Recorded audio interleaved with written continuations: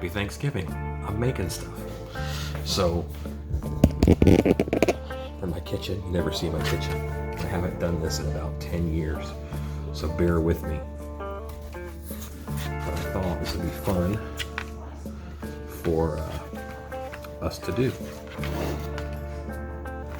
This piece cut a little less than half, not quite in half. This piece, I'm going to take a slice out of it. My whole hand is off of the counter, so I can work below the apple.